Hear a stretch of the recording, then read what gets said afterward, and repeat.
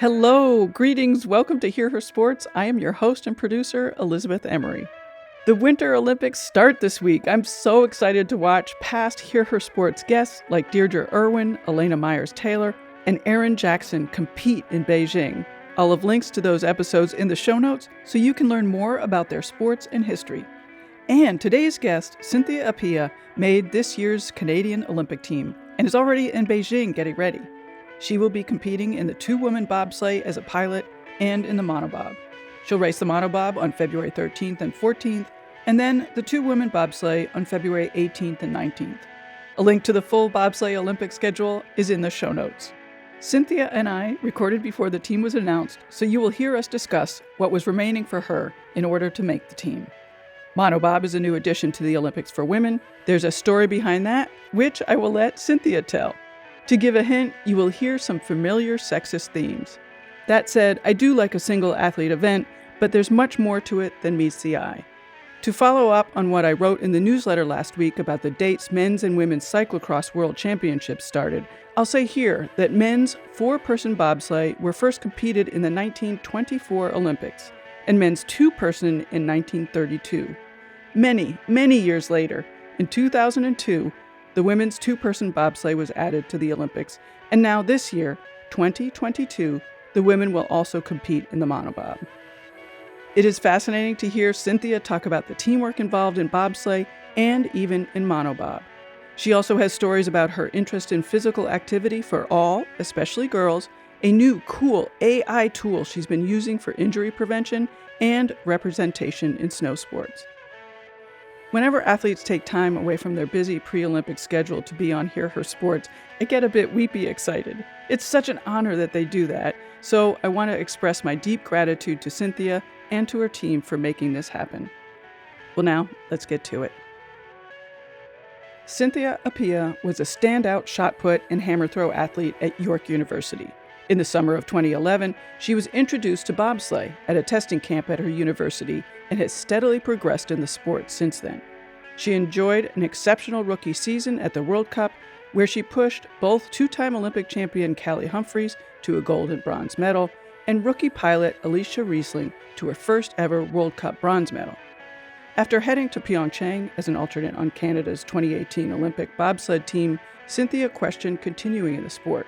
But with encouragement from teammates and coaches, she decided to switch positions in the sled into the driver's seat. Shortly after returning from the Games, she took part in a Lake Placid driver's school.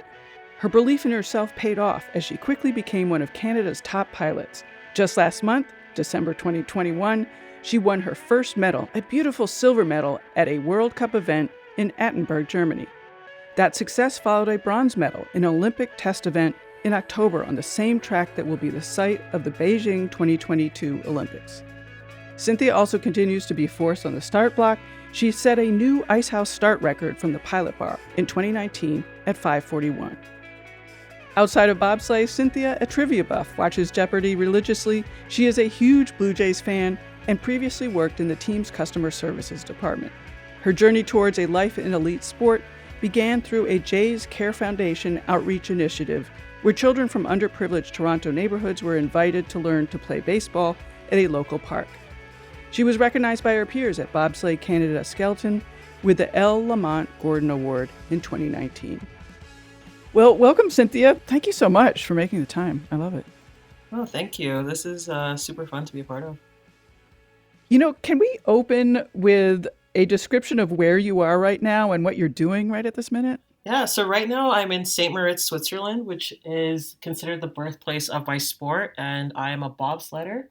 I'm getting ready for the last qualification race before the Olympic Games in February. And are you on the Olympic team officially, or you still have to go through this last race? Yeah, we still have to go to this last race, but based off of how I'm ranked right now and how many points I've amassed over the course of the season, I've got a very good shot of being named to the Olympic team. Yeah, you've been doing really great lately. Thank you. So the other thing that's really interesting about what you're doing is there's a new sport in the Olympics for the women. It's the monobob. And I know there's a sort of an interesting history of it getting into the Olympics. Could you talk about the sport and what the monobob is and how it differs from the bobsleigh and sort of the history of it becoming part of the Olympics? Yeah, for sure. So bobsleigh is a winter sport where you're sitting in a sled and you're going down an iced water slide, I guess you can say. And the sport's been around for, since the beginning of the Winter Olympics, but the women's category is relatively in its infancy. Women's bobsleigh or two women bobsleigh wasn't introduced into the Olympic program until 2002 in Salt Lake City. And That always now blows me away, by the way. I know it's always it's I don't want to say it's funny because it's not, but I just find it interesting when you hear, and for the first time women will be competing in this discipline that men have been doing for many years, and it's like, okay, well, Right. I guess we should be celebrating, but should we? But yeah, so bobsleigh on the women's side is still in its relative infancy. So after Pyeongchang in 2018, there was a push for gender equality across all the sports, and so for the longest time, men have been able to compete in two disciplines, two man and four man, and women have only been able to compete in the one discipline, two women. So after Pyeongchang, as I mentioned, there was a push for a second event, and that second event manifested itself in Monobob, and what that is it's a singular person event. So one person pushes and drives. And it looks very similar to a two women sled or a two man sled, but it really encompasses both roles in the two person event into one person's role. So, what are your thoughts about that additional event not being the four woman event? I mean, I'll be the first to say that I'm super disappointed, especially because I was part of the crew that was pushing for four women to be an Olympic event.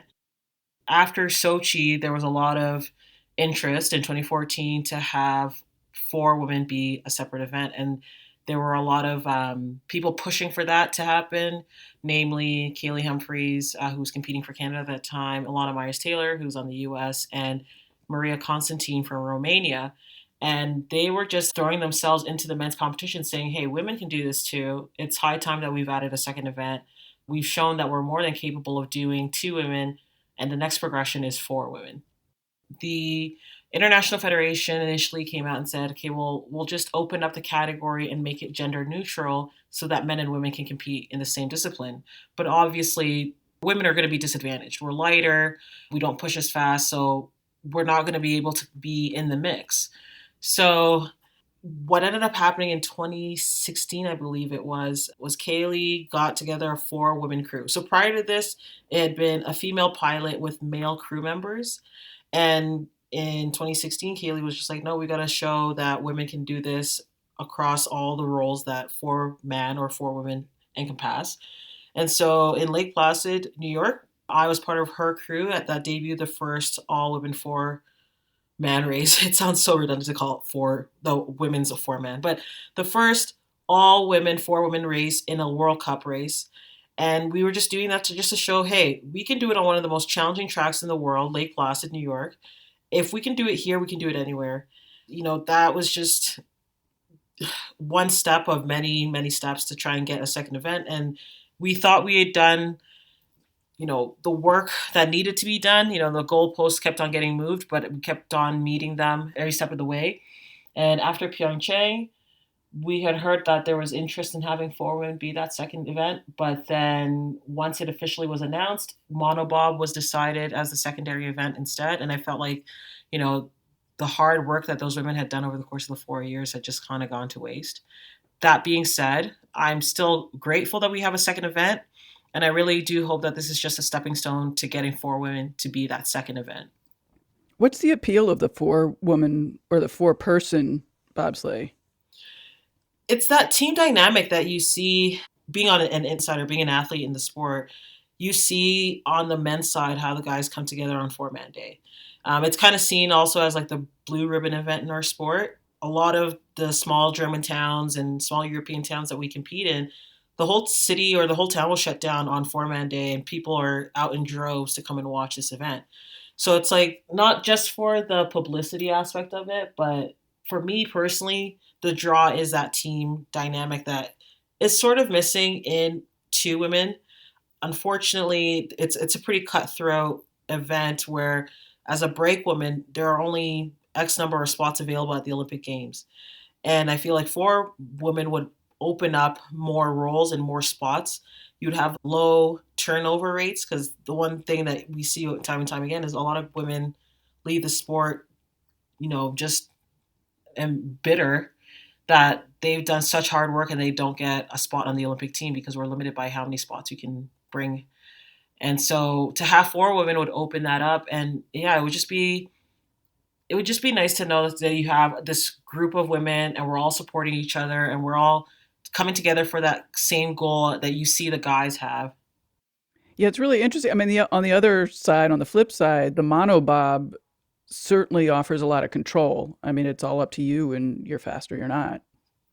Oh, 100%. And like, I don't want to come off as sounding like I'm upset that mono is the event. But I think one of the things that a lot of people don't see is the break women kind of do get shafted on monobob because one of the arguments for mono was that it would allow for women to have a second bite at the apple, a second chance to get an Olympic medal. However, only select women get that second chance, and it's just the pilot. So the break women are there helping move the sleds, helping to polish the runners on race day, but they don't get any of the glory. They don't get any, they might get like a nice firm handshake and like, hey, good job, but they're putting just as much work into the mono as they are in the two women, but are getting none of the glory and none of the accolades into the success of that. That's one thing I find fascinating about team sports is where there's, one person who gets most of the glory, as you mentioned, Hmm. is, how do you keep the team happy and together when that happens? I don't It's know. hard.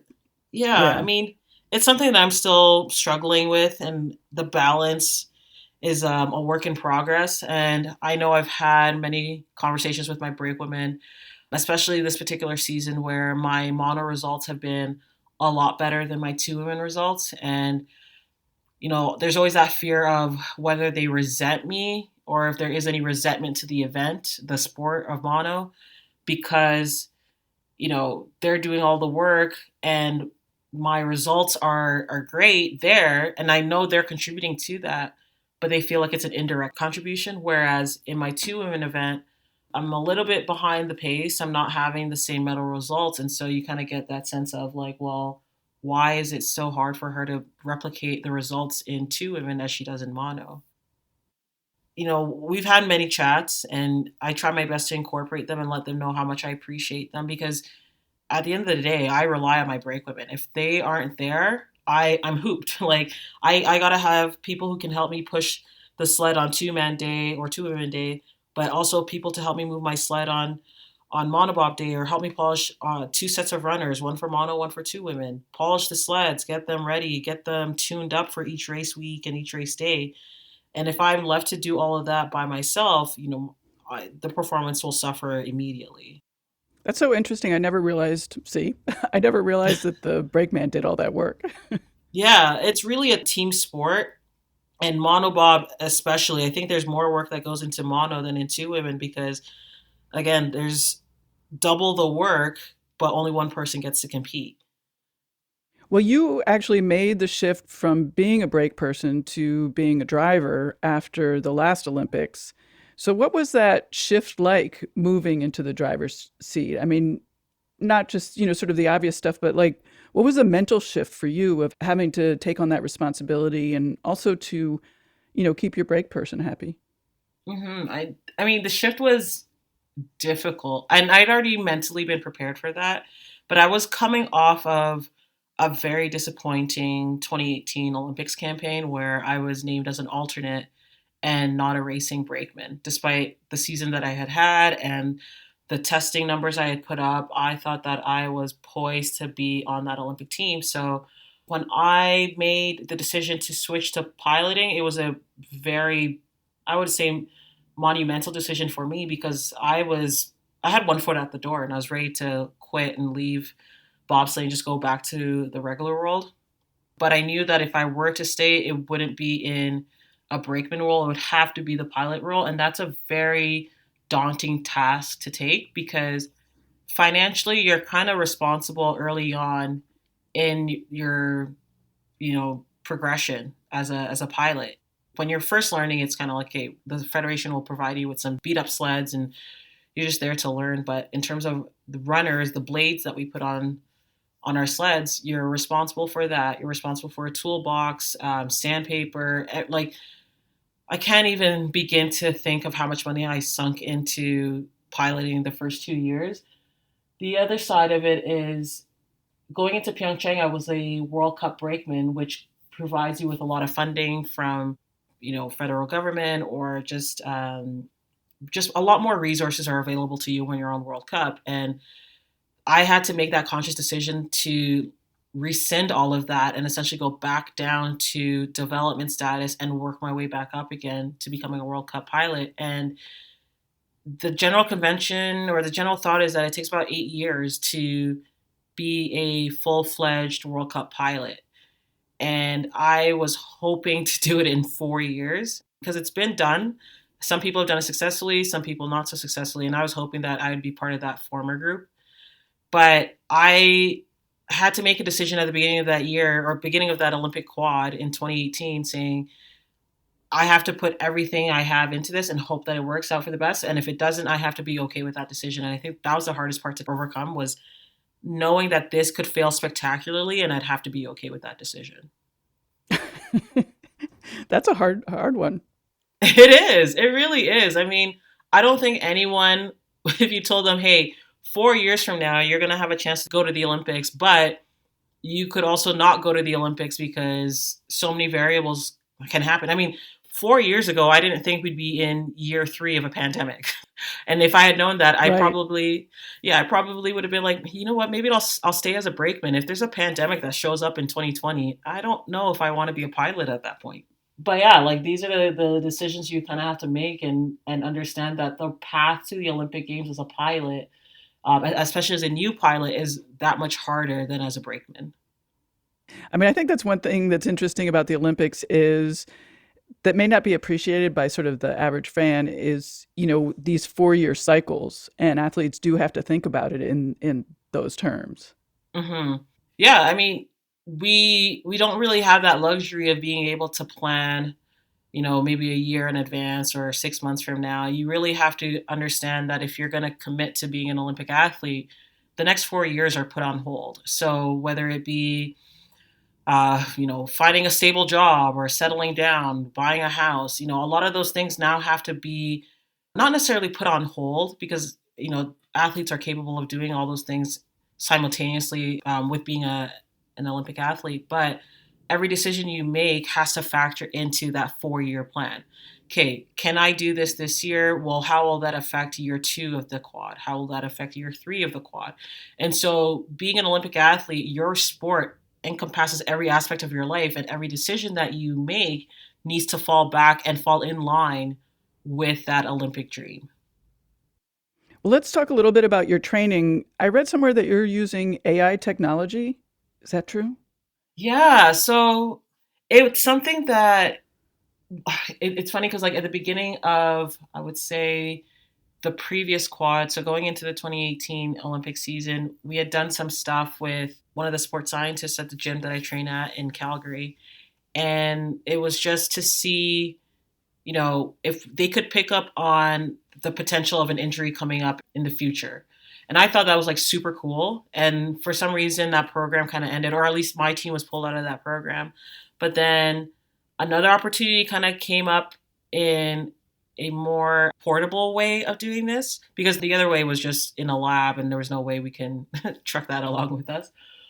Yeah, this newer way of being able to replicate a similar testing protocol of trying to see whether we can pick up on injuries and where your health is, and where you're at physically. I thought, like, this was something that I felt was an added bonus to my training regimen. I mean, as athletes, you kind of have your bread and butter of training, especially in bobsleigh: sprinting, lifting, pushing. Those are, like, the main 3 components to become a successful bobsledder. But there's also the little stuff that people tend to overlook. And I was just like, I need to grab onto this and make sure that I'm giving myself that advantage over my competitors. How does it work? So essentially, what it is these insoles that have a, how do I explain this? They're like a chip, I guess. And you put them in your insoles, and all I do is track my jumps for the most part every training day, just to have like a log of my movement patterns. And it's with the company Plantiga. And I send it back to a coordinator, I guess you could say, and she keeps track of my weekly reports. And if she picks up on something, will flag it for me and be like, hey, we've noticed that you're trending in this way, and it's looking like you may need to change your training habits. Maybe you're overworked and your system is trying to warn you through these like metrics that we've picked up on that your body could be potentially leading to an injury. So maybe tailor your workouts this week and tone it down a bit, which is, Wow, I that's think, cool. something. Yeah, it's super cool. Like it's something that I wish a lot more people could get their hands on, because when it comes to injuries, it's one of those things that it happens and you look back and you're like, hey, what did I do wrong? Were there warning signs? Were there bells ringing and I was ignoring them? And I feel like, especially in bobsleigh and seeing the injuries that my teammates have come across, a lot of the time they just happen. Like there's nothing that really warns you that like, hey, you're going to pull your hamstring in 2 weeks time if you keep up at this pace, or, you're going to tweak your patellar tendon. And if there were a system in place where it could catch that before it gets to the point where you could injure yourself, I think like there would be so many athletes would be thankful, because like who knows how many careers have been cut short because of an injury that could have been prevented through these tactics and methods. I always feel like my body says, "You're going to get injured." And then it starts getting louder and louder. And then finally I pay attention. Yeah, I mean, I'm paranoid because I'm like, this is my livelihood. I literally cannot take a day off because that's just going to set me back. And so I'm very in tune, maybe almost too much, to the point of like, okay, well, my knee is starting to feel weird. Is that a sign? Like, how people say as they get older, if they have arthritis or something, they can feel when rain's coming because their knees start to act up. I'm kind of like that, where I'm like, okay, my finger hurts. Is that a sign? I don't know. I feel like this kind of helps also put me at ease by using the Plantiga insoles, because it's like every little thing isn't something to be cause for concern. But if it gets picked up on the data points, then it's like, okay, now it's time to actually put a plan in place to be like, hey, maybe we only lift 2 times a week instead of 3 times a week, or we only do one sprint session versus 3 sprint sessions this week. And it's super interesting. And I'm very happy to have that as part of my training regimen. And so, what are these next couple weeks going to be like for you before the Olympics in terms of training? Yeah, it's going to be a lot of tapering and peaking and just getting the body primed and ready for essentially the biggest 2 weeks of my career. We are planning on staying put here in Europe just because of the variants that are circulating, and we're trying to just keep ourselves protected and healthy for the games. And we're just gonna, just have a week or two of just solid training in before we head over to Beijing for the games.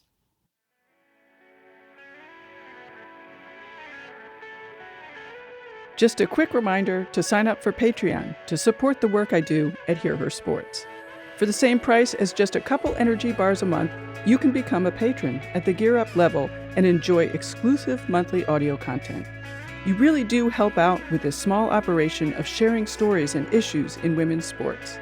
Please join us at patreon.com/hearhersports. Now back to our conversation with Olympian Cynthia Appiah. For a Canadian Olympic video that you made, I think, for schools, you said that physical activity should be at the forefront of everyone's daily lives. And I wanted to talk to you about that because I've been thinking a lot about sort of the everyday athlete and encouraging physical activity for everybody. So I wanted to hear more about what you thought. Yeah, I mean, I'm part of an organization that's based out of Calgary that really helps to promote mostly young girls into staying physically active. I'm pretty sure we've all heard that statistic of once girls hit that age of 13, or those preteen years, the drop off of girls who stick with physical activity or sports is immeasurable. I mean, actually, it is measurable. I shouldn't say measurable, And it's but big.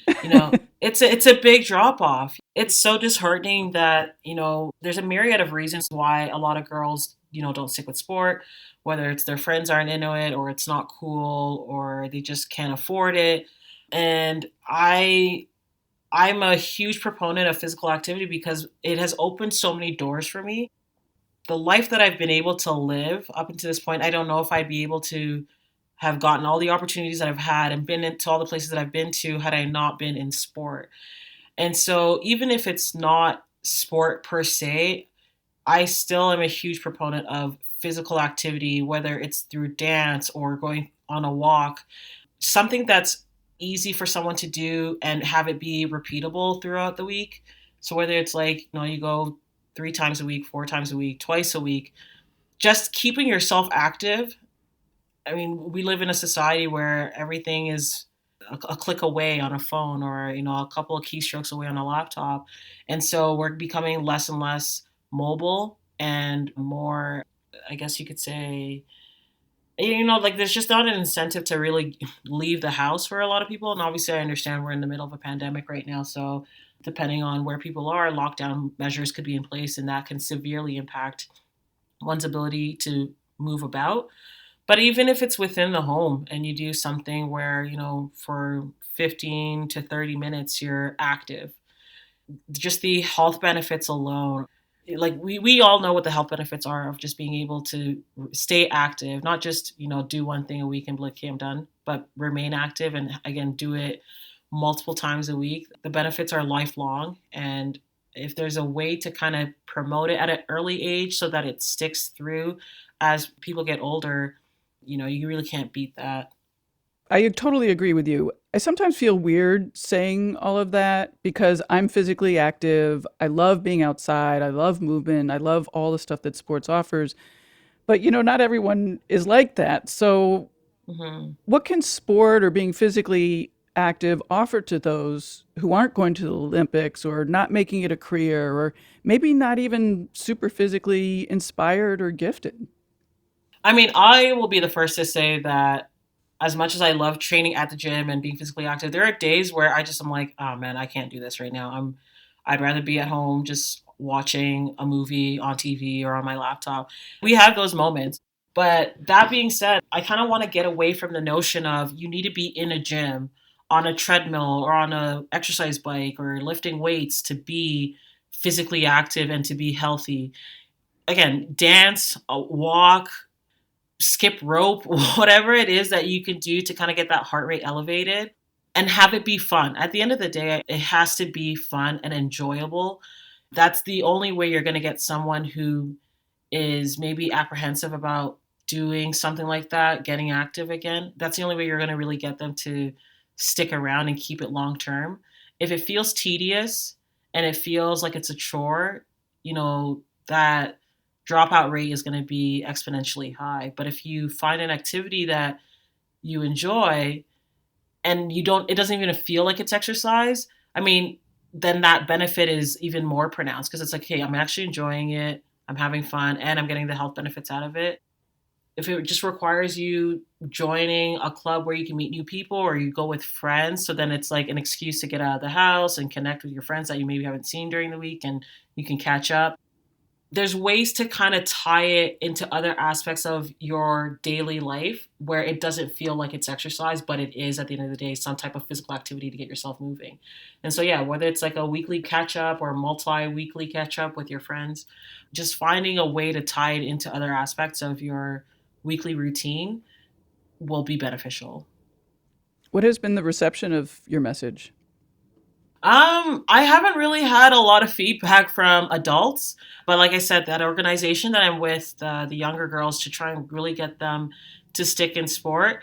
The ones that are super keen on being athletes, for a fact they're going to stay around, and so they've been really receptive to it. The ones that you're on the fence with, you try and keep up with them, or I mean, it's hard to keep in contact with a lot of the people that come through because a lot of these events have like hundreds of students that come through, but you just hope that they take something away from your messages. And at the end of the day, when they're walking home, when their parents are coming to pick them up, you get a lot of, that was fun and I can't wait to try this. And I'm going to ask my dad or ask my mom if I can do this. And so at least in the moment, you've made some type of an impact and you just hope that they can carry through with it. That's all you can really ask for. So I know that you have another interview, but I'd love to ask you about being a Black athlete in winter sports, because I know that's so important to you. And we just talked about sort of being a model, if you have time. I mean, yeah. I mean, I kind of grew up not really having a lot of like athletic role models that were Black in winter sport. I know we've all seen the movie Cool Runnings, but I really didn't feel that connection, right? It's kind of like it's a nice lighthearted Disney movie. The underdogs get to compete at the Olympic Games, but I never really felt that connection. And it wasn't until 2010 in Vancouver during those games when I saw Shelly Ann Brown competing, and I was like, oh shoot, like that looks like me. I look like her. That's something I can do. So that really kind of got the gears in motion and kind of really spurred that interest in getting into bobsleigh specifically. And I can only hope that with my visibility and me being out and outspoken about really trying to diversify winter sport, that other athletes, other children, other youth, other adults see someone like me and get inspired to try something out of their comfort zone. It doesn't necessarily have to be coming into winter sport, although I would highly like that. It would be the end result. But I really want to kind of turn away from, I guess some like racial stereotypes that are perpetuated out there as to what people of certain races can and can't do. And one of them obviously being Black athletes in winter sports and the capabilities of said athletes in said sports. And I obviously want to break down those stereotypes. But yeah, I hope to be some type of a representation of kicking down the doors and breaking the ceiling and putting yourself in a spot where maybe you or someone who looks like you isn't necessarily represented there, but through you being there, representation will continue to increase.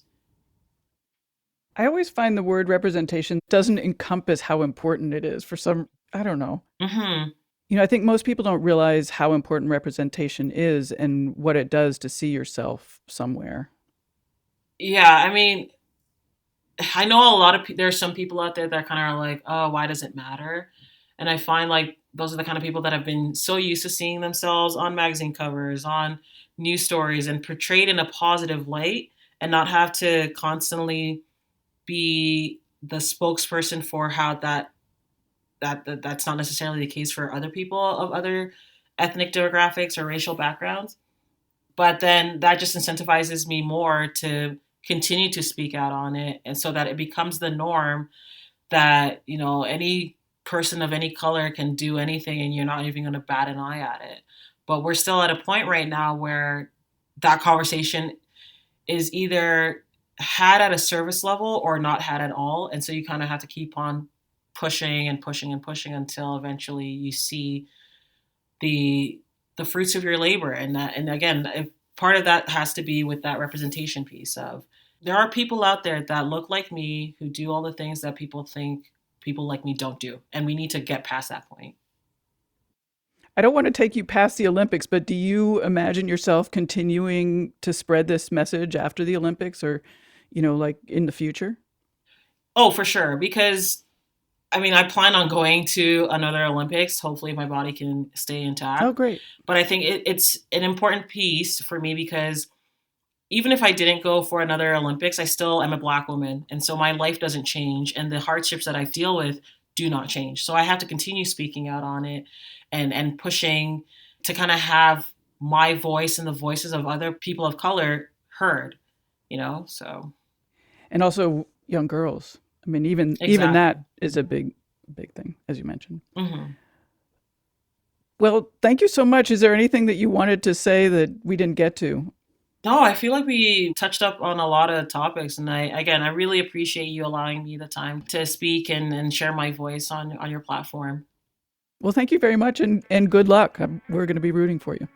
Thank you so much. Thank you. And that's it for this week's show. Thank you so much for listening again if you are a regular listener, and for checking us out if you are new to the podcast. I'm so glad you found us. For all of you If you liked what you heard, please share with your friends and colleagues. I'd love it if you told pretty much everyone you know.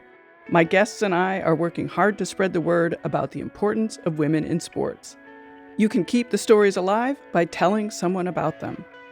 We always have great shows coming up, so make sure to subscribe for free to Hear Her Sports on your favorite podcast player so you don't miss a thing. Until next time, bye-bye.